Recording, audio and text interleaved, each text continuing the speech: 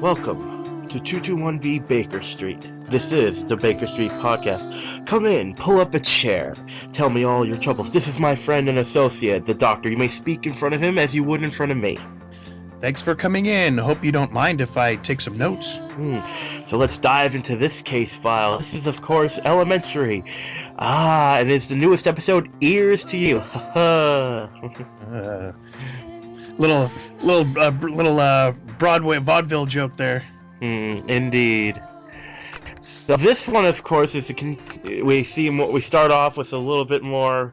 Well, first we get why the title name. Someone is getting ears in the mail, and apparently he is a suspected criminal. And then we jump over to the brownstone, where Lestrade is having some fun with Sherlock's cock. And yes, we will be making those jokes for as long as those roosters are in the brownstone. Yes, even the show has had a lot of fun with that. Oh, I can only imagine what they're saying to each other off camera. And come on, Johnny Lee Miller, he must be having a ball. I'm surprised there's not a million Twitter pics of those chickens. Yeah, they're definitely having fun. Between the feathers and the cock reference, it's going to be I am really surprised there's not a picture of Clyde and the chickens. There could be at some point. Yeah. So, of course, Lestrade is staying there as he's looking, searching for job offers.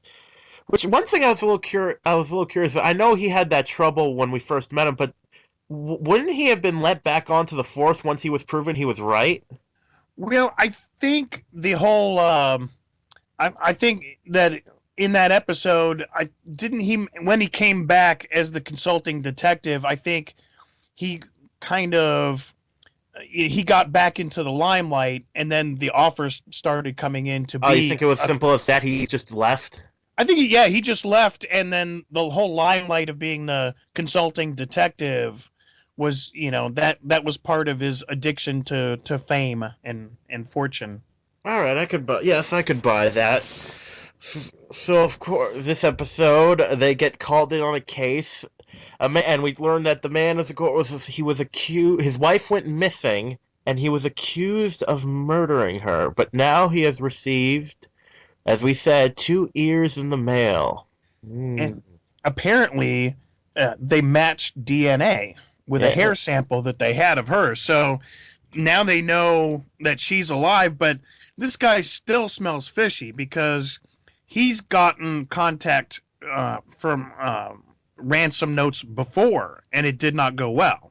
Well, and at the moment when we first hear about that, we only have his word that it even happened. Right, because he didn't tell the police. He went on, took out the money, things she never did pop up. So again, the public, the press, the police, nobody really believes that happened, except for the fact there is proof that there was a call at a specific time and he withdrew $1 million from his account. But as Watson says, that could be easily faked. So we still, there's no way to at the time, there's no way for him to prove that.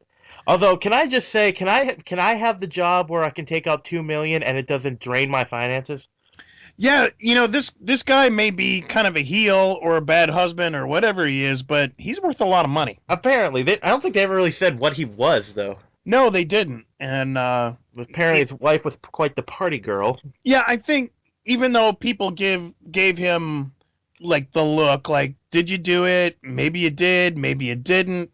I think in the end, he kind of got to go on more with his life because, they figured, what, she might have gone down in some bad party incident. Yeah, but he felt like an innocent OJ. Everyone's saying he did it, that kind of thing. Right. But there was enough, like I say, I think there was enough of the kind of that doubt that people kind of let him go. But still, like you said, they're gonna look at him funny for the rest of his life. Boy, this episode loved the red herrings, didn't it? Yeah. And how many times did they lump this guy back in onto the red herring? Because they had like multiple attempts. Like this was the second time, and then they kept referring to the incident in 2011, and of course, almost as if there was like maybe a third time, but I couldn't figure out No, where I don't they're think there was a going with that. third. But yeah, it you, you really start to think, where are they going to go with this? And then, you know, then they find the girl at an AA meeting. Yeah, And well, yeah, because you didn't know where they're, because like it had so many twists and turns or whatever. You didn't know where they were gonna, like, how could it like first they think like first they say like, okay, if these are her ears, that means she's been alive all this time. But then but if he's had got access to her, why is he bringing attention back to him? So like every new clue, pretty much just brought more questions. right, and the fact that the fact that she's kept in hiding really kind of set me off a little bit. All she had to do to clear this guy is just go to the police and say, "Hey, I'm me." You know, okay, yes, she met a new guy, got a new name, but that's all that, hey, she still could have gotten a new identity and let everybody know that she was still alive. So I smelled a rat right then. Well, I didn't smell the rat just yet because, I can totally buy, the abusive husband, because there's some scary men out there that just treat women as property, and women see no other thing to do but just to run away from them. Yeah, but they didn't. There was no evidence of him being an abusive husband. In fact, quite the opposite. That she was quite the partier and flaunted and said and did things really out in public that made everybody's eyebrows go up. So, if anything, she almost seemed like the mentally abusive spouse. Yeah, when well, it's the thing. Well, the thing is, we don't know who to believe.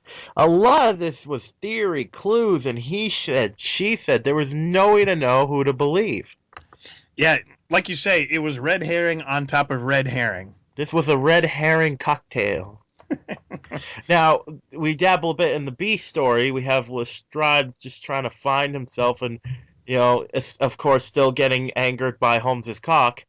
And there you go. And she's trying to tell him that, like, apparently he's getting multitude. I love that part. It's like, I got an offer for the biggest consulting firm in Brazil. Oh, do you speak Portuguese? Do I speak Portuguese? No.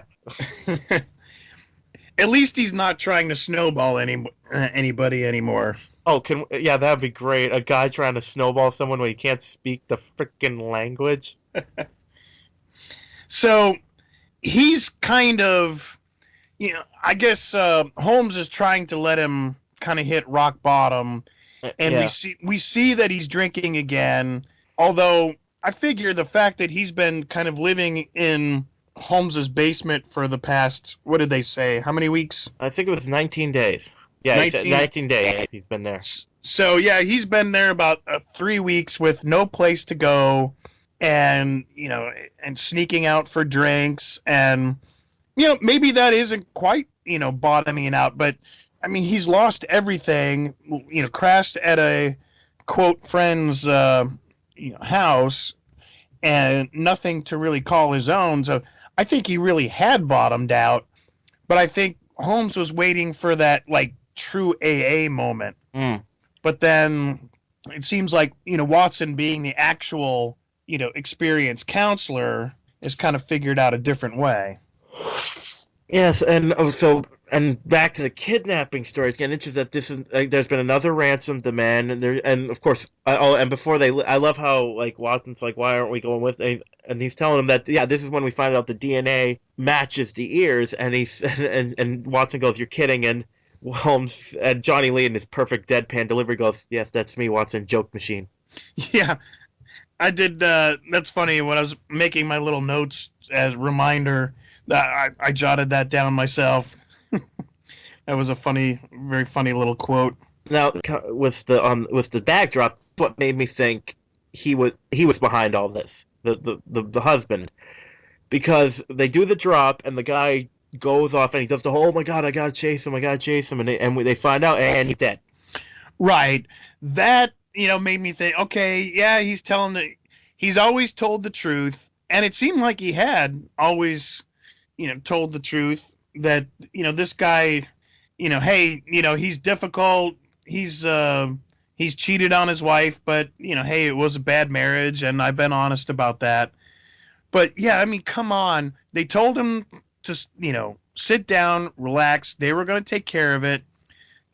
All he had to do was wait and see where this guy goes. Because, he was going to take that money, back to whomever.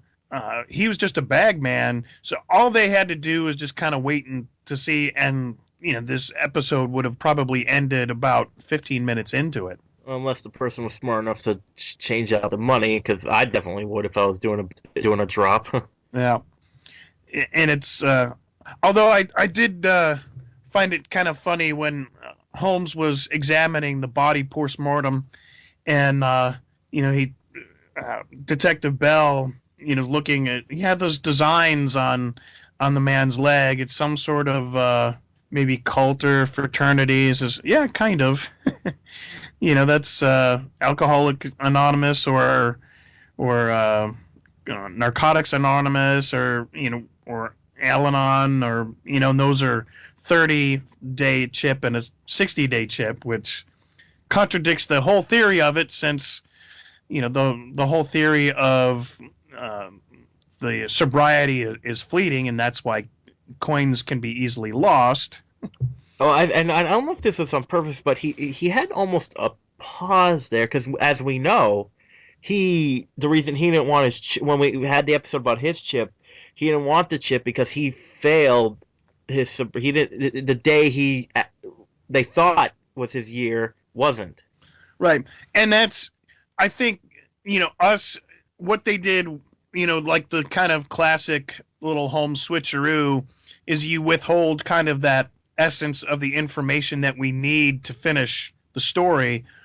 But what we were seeing was, oh, he doesn't want the chip, whereas no, he was saying, no, I respect the chip, but it happens to be another day. So they figure out where he's from, and so they figure out, they start looking at the NA meetings. Mm-hmm. And what I love, this moment where Holmes feels, because this is a completely last season he never would have had this reaction where he's like, I feel like I'm insulting the nobility of this fine institution. Right. It's Alcoholics Anonymous.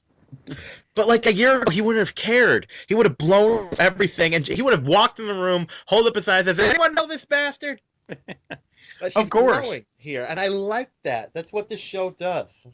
And that's the best thing about Holmes compared to, let's say, his brother Mycroft, is that Holmes can and has always really been able to deal with people. And, where a Mycroft, he could deduce things a lot better. He's a lot stuffier. However, he cannot deal with the general public and the kind of things, like, they could actually sit down with Sarah Cushing and say, hey, what's going on, calmly. Otherwise, she might have ran away, disappeared, and never to be seen again. I'm actually surprised she didn't do that. It would have been smart if she had. Mm. She wouldn't have gotten caught. She could have gotten kind of, gone back into the woodwork and nobody would have been able to find her. Now, back in the V story, we see that Lestrade has gotten mugged. I thought, you know what was funny? I thought it was a lie or something. I thought he just got beat up at the pub. Yeah, that's kind of when they went to the drinking thing. I think, yeah, that was just a BS backstory that he just made somebody mad, got in an argument at the pub, and somebody socked him, and he's walking home, and oh, what do I say? Oh, I got mugged. But he actually was. Yeah, yeah. And I thought it was great how they used that in the story. Because about halfway through, I had completely forgot about, any importance about that. But, they really they weaved that all the way to the end of the whole episode. Indeed, and also Watson. This is when Watson gives him looks into the mugging and gives him the case files from two previous people with a similar MO, and she says you can help. And I love this part, and this goes into what we talked about last week when we were talking about Lestrade. See, this show is about the characters becoming the characters we know. See, at this very point, that Lestrade's not stupid, and I'm really glad they didn't go that way with him. He was just, he got to, like, he didn't have the time to, just like with Watson, just like with Bell, Holmes will only work with the people he sees a potential in. He wouldn't have picked Lestrade if he believed him to be a bad police officer or stupid. He never would have worked with him in that case. But because Holmes' cases got so much notoriety, Holmes took no credit. Lestrade became too big, too fast. He didn't have the time to become the detective he was going to become.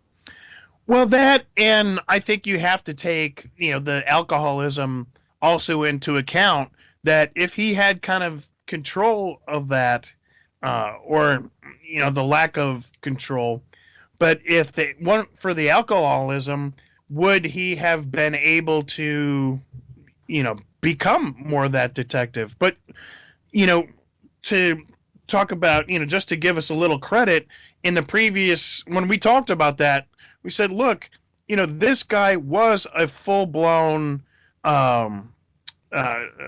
Scotland Yard detective. They were, making us really feel like, oh, he couldn't do anything without, at some point, he had been, his own, full detective at Scotland Yard, before he had ever met Holmes. So sure, and it was just nice to hear them kind of say that, look, you were a working detective long before you met him, and like you said, boom, he picked you because he only picks, detectives with, good prospects. The thing about him is, I know he drinks, but I don't know if I would call him an alcoholic. I think they um I think they gave us just enough. They're using that as kind of the backstory. Yeah, it just seems like he can like because when think alcoholic, I think a person who is completely dependent on the drinking and rules. But this, he seems to like be able to shut it off whenever he wants. Well, they kind of alluded to that he can't, because what he does is he had things hidden behind the house in the backyard, and he was going out for constant nips. We were kind of, as a viewer, we were kind of shielded from that, but they definitely alluded to the fact that he couldn't function on a daily basis without it. Well, Now, yeah. What I mean is like that's when he was depressed and went home. But it seems like when he wants to stop, he can. I it's, that's a hard call, whether, all not all alcoholics, like, kind of bottom out and get the shakes Right. when they don't have a drink. Some alcoholics, they just have to have their 6 beers before they go to bed, and some alcoholics, can't, they can't function, at a certain level without, but, they seem to get through the whole workday. But then when they get home, they get pretty blottoed, and then of course, then it's, okay, well, they got, through it without work, but that has a cumulative effect. If you can't, um, if you, if at some point you can't completely stop and say, okay, I'm only gonna have 2 beers, and then, and that's it. Is he at that point? It's, that's hard to tell. But from what they're telling us, he's the classic. I need to have, little hidey holes within the house, and that is kind of the classic. Mm. You know. I think it's hard to gauge at his level if he's like how much, like if he would need to go to meetings or not. I think it's a hard thing to gauge. Yeah, because I think they gave us. I think what they were doing is really painting a picture of it without showing us in complete, Yeah. like the complete picture. But I think he would be, yes, a good candidate, and but I don't think they're going to use that. Like, we're going to see him going to meetings. We may, kind of hear about it, and he may be having bouts. It's hard to say. Now, one thing we should mention is how awesome she's part John Pertwee is in this role. He did very well. I, it's definitely very enjoyable to watch Lestrade trying to find himself and all that stuff. You know, I think the fact that they kind of took him back to Ireland, I think it's going to pull Holmes and Watson onto some of his You cases think we're gonna nowadays. see a? You think we're gonna see a Dublin episode? I think so. I think that will kind of pull him, back. It'll be a lot more reason to go back to Scotland Yard, to go to Ireland. Well, Ireland's not Scotland Yard. It's the Garda. That's the Irish National. It's a completely different police. No, I wasn't putting him in the same locale. I was just saying that it would put him in England, Ireland, back into Europe. Oh, okay. Because you believe me, if we got any Irish or English listeners, you do not want to confuse that stuff. Well, I am part Irish, so no, I do know the difference between Ireland and England, very much so. I should hope so. Actually, have been to both places. I've been to Ireland for a layover, and I've been to Scotland. Oh, beautiful. Back to the story. They are at the and we find that she is alive, and as Holmes says, unless I am mistaken, she has both her ears. And that's as soon as I heard that, what did that make you think of? I knew something was up. I'm like, wait a minute, how could she have? Well, okay, oh my, it's someone, and then the way she talked, it was just like the way she was off. Oh, maybe it's not my comb. It's like, frick, can it not be your comb? Well, because he did have girlfriends. He Right. wasn't in love with her. It was kind of surprising that he did get a prostitute, but then it made me think, okay, somebody jacked the prostitute, took her ears, and then killed her, and But then so waited through like how many years that's what the red herring became very confusing. well, I don't think that they waited, the years. I think it would have been a fresh kill to That's support. what I'm saying. Like you Yeah. got but the brush is like Holmes says the brush was like the DNA was taken at the time of the case. Hmm. So it's all of it. Oh man, I was almost happy to get back to the B story after that confusing scene. Well, that kind of smelled a whole lot like the Big Lebowski. Oh yeah, right. Remember when the girlfriend sends Oh the yeah. the nihilists, and they've kidnapped this rich guy's little young trophy wife. It turns yeah. So yeah, I know.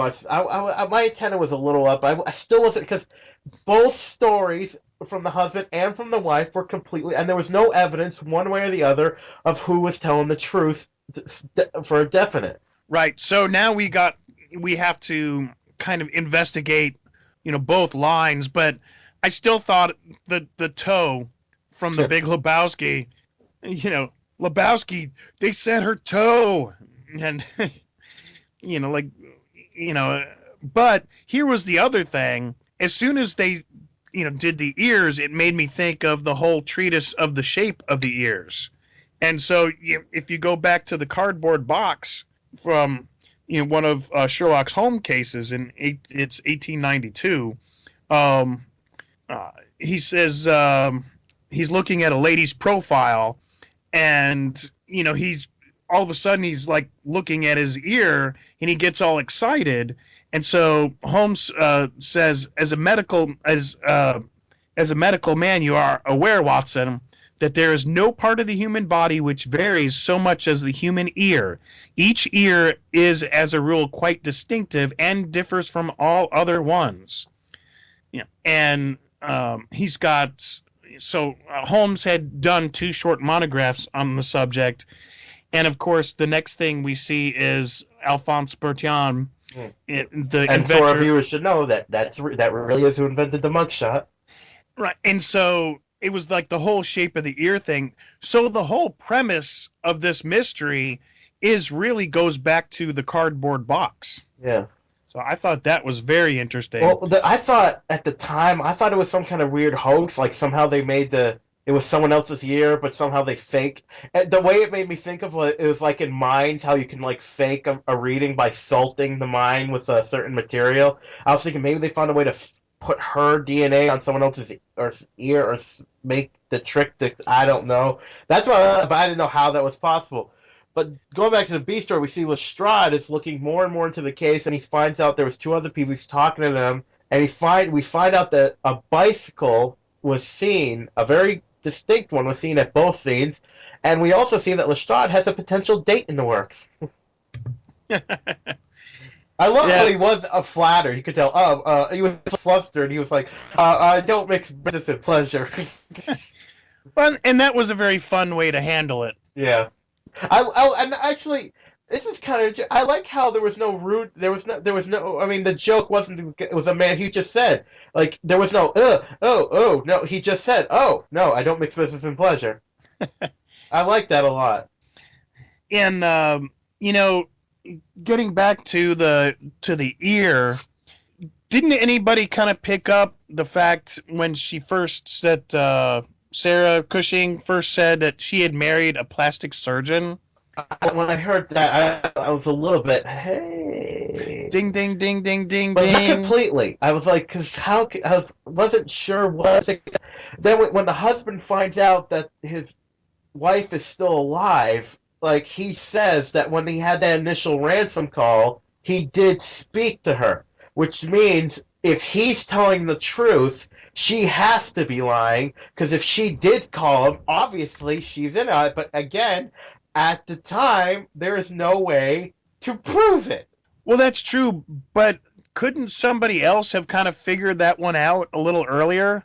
That if he had talked to her, and and this is coming back up again, she had to be involved. Well, before we didn't for sure, because maybe it's someone else's DNA. We find out that's impossible because after looking into it, the prostitute died.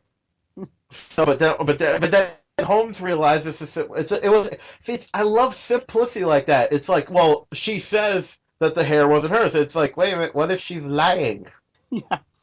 Well, at least it really seemed plausible because the DNA matched the hair sample. Right. But what if the hair sample wasn't hers? Boy, that's a totally valid red herring. It really is. You have to at that point you have to find that other girl and recheck the DNA in the ear. Now, if they had been able to find her, they really would have been able to discredit that. It was one thing I found was like when they found the woman, she was way too calm. Yeah, A woman who is running from an abusive husband, when she's found, she runs. Yeah, that didn't smell right. Although, if she's been hiding from the entire planet, then why was she so calm? She was trying not to run and not to kind of freak out. Exactly. That was a red flag for me. Yeah. So we get the twists and turns. Yeah. Lestrade finally he solves the case, and quite impressively, really. Oh, I thought so, and I love that when he just knocks the guy. Oh, I come on, the limerick. The limerick was just—he's like, "That's all I'm going to sit in here. I wrote a limerick," and I just love how he just knocks the guy out because it's just like, boom! It was like, and I got my dignity back. And yeah, then we find the feather, and he's like, "Wait a minute." Yeah, and it's kind of funny. It's like this rooster's been like sleeping with him in his room and been all over this guy. How could he not figure out that maybe it was not off Sherlock Holmes' clothes, but his own? The funny thing is, I thought Sherlock was lying when he says, "Oh, I didn't set it up." It's like because Holmes being Holmes, he would do that. I did like how Lestrade said, "You don't understand how much he knows you." That I like because it's completely plausible that Holmes would do that. Well, yeah, actually, you're right, and even to imitate the voices and. Well, that's why there was a clip of him doing. I was wondering when I started watching the show why they were showing the clip of doing the voice. Yeah, they could have done something face to face, but of course it had to kind of support that kind of premise that maybe Holmes had done it, but the details of the case, would have had to been so completely set up, with, I mean, to find the real, you wouldn't have been able to do that with a real criminal. The criminal would have had to been kind of put on, and the to set up the people. He wasn't saying. I don't think he was saying that he was. Well, the mugger was. I was he that. How much was? It was that got a little confused when he was saying how much could be set up. I think he was saying the witnesses. The mugger was real, but the witnesses were fake. Well, but the how would you get the like? How would you get the random security footage? Oh wait, no, or was the yeah? It was very I don't know. It was confused. Like I don't know how he made that reach, but because Holmes is so out there, I could still believe it. Yeah, it was kind of a stretch. I think it was kind of that. Hey, Lestrade's really starting to figure things out, and I think it just kind of brought it back to, hey, Lestrade's, he's a good detective, but he's still got a little cobwebs up in the Well, in he the wants attic. to be complicated. That's the problem. He can't see the forest for the trees. Right. And I think that's exactly what happened. It makes it kind of fun, but it got him to get off his keister. I like that. I like how he was at first he was just gonna go back and drink and be depressed, but because it's almost like because Holmes cared enough to make it complicated that it got him off his butt, which is kind of interesting. Well, I don't think Holmes made it complicated. I think he I mean, what he I thought Holmes did. That's right. what I And mean. yeah, that he thought that it was this, elaborate thing, but he was so smart to figure out what Holmes, like, in his own mind, that somehow that he outsmarted the great Sherlock Right. Holmes at his own That game. too. And that's not solving this really intricate little, mugging case for a guy that just came out of nowhere, and just where he found it was so easy, but really where his saving grace was to think that he outdid Sherlock Holmes. Mm. I caught Sherlock Holmes red-handed. But I You like know, how Holmes let him think because he could see that this will help him. I do, and it was obviously there was a sense of pride from Holmes for Lestrade for solving the case. yeah. And the funny thing is I'm the kind of guy that would have, I probably would have said, "No, man, you did this all on your own," and then just pissed the guy off. And he would, and he'd still be living in my basement, And I thought to myself, maybe that's, if somebody kind of gets on their feet, and even, because the wrong maybe conclusion, maybe I'm not the one to correct it. Maybe I learned a little life lesson on Ears to You. Okay, back to the A story. Now that we've wrapped the B story up, now of course we Holmes is. It's almost like Holmes is doing an experiment himself. He's like, I will eat that banana when I solve the case. When I have a breakthrough, and he talks to Holmes about Alfonso. What was that last name? It was Alphonse Bertolini. Bertrand. Bichion. And he's talking about which, and I've looked it up. The guy was real. The guy really did invent the mugshot, and I love this line because he's like, "Do you understand the time and effort it would take to find your ear twin if one?" He's so mad. He can't even say it's like the ear twin if one exists. He's so pissed off at the case because it makes no sense. But then he's like, wait. He realizes that wait a minute, she was married to a and that's how it's the old saying: when you eliminate the impossible, the illogical, whatever it range, however impossible or illogical, must be the truth. Now and Watson's talking about, okay, let's just follow the theme that it is her. How would she do this? And it's like it's impossible unless if the DNA is hers. There's no way. Like, how could she do it? How could she? Then he's like, wait a minute, and then we see him eat the banana, and he calls her in. And I've heard, and you know what's funny? When I saw the ears, I was thinking about that ear on the rat thing.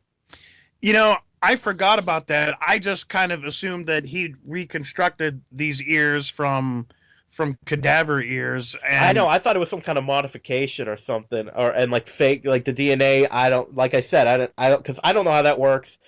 And this sounds fascinating. And I just love how she's just how free. She's got apparently she grew 2 ears on her back.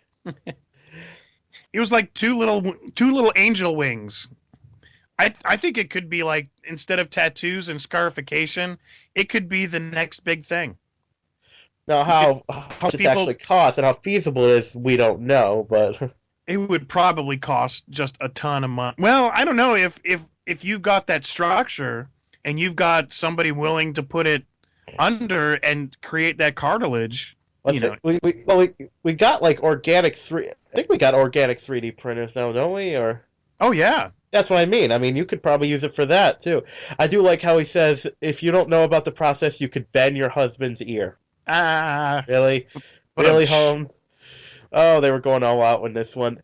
Now, of course, we finally find out, and I find it interesting. We didn't see the husband again after he gets vindicated. right. They just kind of left that alone, and of course, we didn't really see the plastic surgeon getting arrested at that Right, we point didn't. He either. wasn't even a character. Although she gets caught and stuff. There's something I'm curious about. Is well, another thing I would like to know how much of a bad like we know she did the crime, but was she always like that? Like that?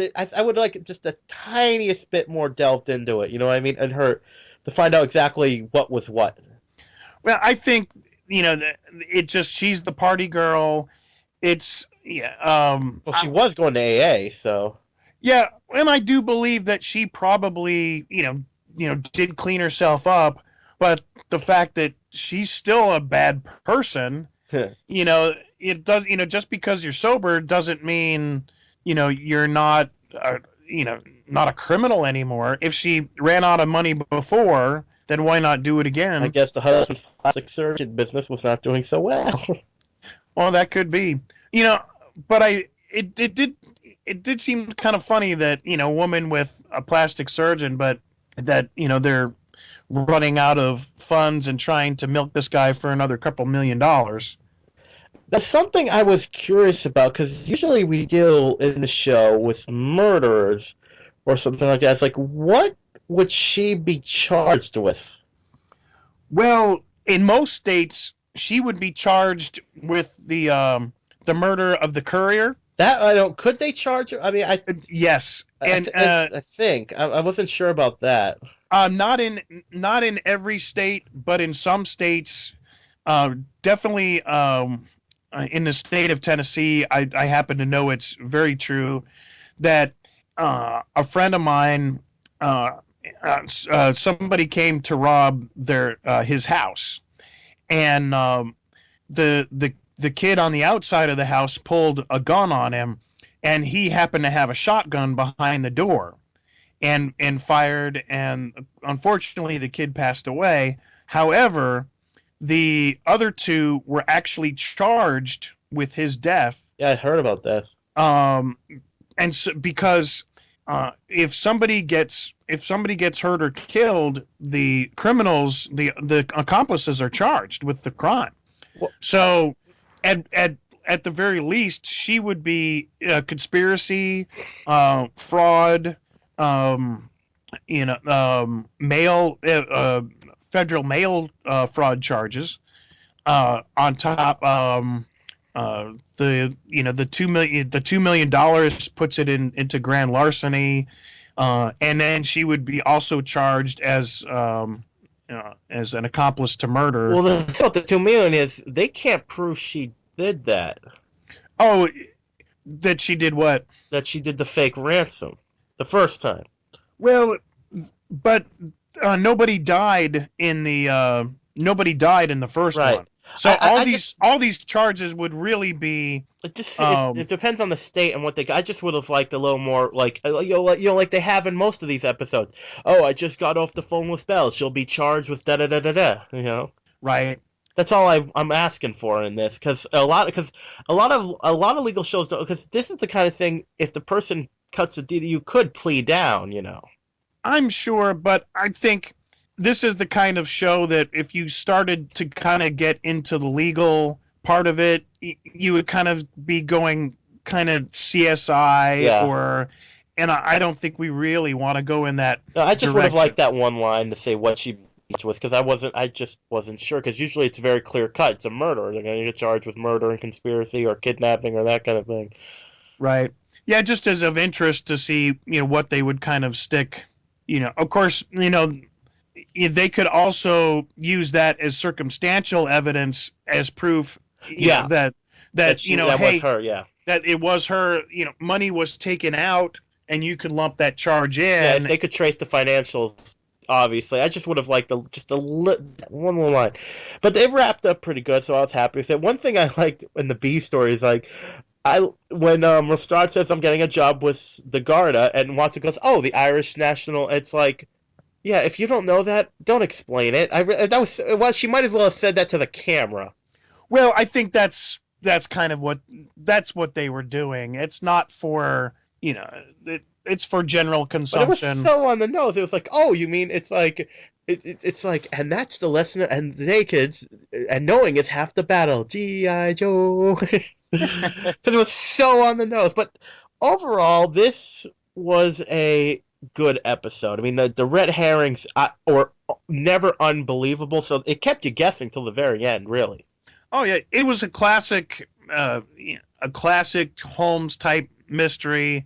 It had all the elements. It did kind of smell a little of Big Lebowski, but I love the Big Lebowski and quote that movie all the time. So, here's to the dang nihilists. I'm, This is not the Lebowski podcast, man. oh, dude, all I want is my carpet back, okay? Go by the age. If you go by the age of the movie, I'm the right age to be the little Lebowski. Okay, so yeah, for this episode, it had really good guess. Like it kept me, like you said.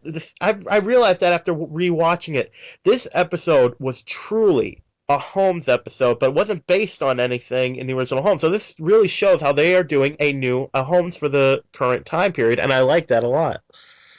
Yeah, I wonder if this show is getting closer to the canon, and if the Sherlock who was really in the canon is kind of getting away from it, and be interesting to see which one's a little more successful. I gotta say, this season, I think Elementary's winning. I think so. I think Sherlock's has so many I more. think Sherlock's too full of itself. I I I don't know about that as much as the whole comedic Well, twist. that's what I mean. They're doing whatever they want. They're not, because it's like, hey, we got 2 stars. One was in Star Trek and The Hobbit. Actually, they both were in Star Trek. Well, they both were in The Hobbit. One was in Star Trek. The other was in a. It's like, I don't know. It doesn't. Ugh, I don't know. But once we finish out this season of Sherlock, we'll see what we feel. But this episode, Elementary, I liked it a lot. This had, even with the reveal, I could rewatch it. Yeah, I agree. I agree. And next week's episode, have you seen the title of next week's episode? I did not. Hound of the Cancer Cells. Oh wow. I cannot wait to see what the heck that means, and if it's going to be an update, if it's an update version, or if the title's just a shout out. Yeah, I may have to read the Hound of the Baskervilles in the meantime just to see. Oh, I don't even need to read it. That's one of my favorites. I know exactly what happens in it. I've seen every version of it. It's freaking awesome. Yeah. But any of our listeners, we would like to remind everyone, check us out on Facebook, Baker Street Podcast, Baker Street Pod on Twitter, and of course, Baker Street Podcast at gmail.com. We have yet to receive fan mail, so we're all very lonely, but come on. But for all, Jack, do you want to give a goodbye? I want to thank you for coming, and I think I've completed all the notes that I need, and bid you a fond farewell. Yes, it's time for me and the good talker to depart, for the game is afoot. If you would like to donate to help pay for this and other Southgate Media Group podcasts, simply go to our website, southgatemediagroup.com, and click on the donate button. It can be as little as $1 or, well, as much as you want. Help keep this fund going by supporting this and our other shows. Thanks again for listening, everyone. You're the best fans in the world.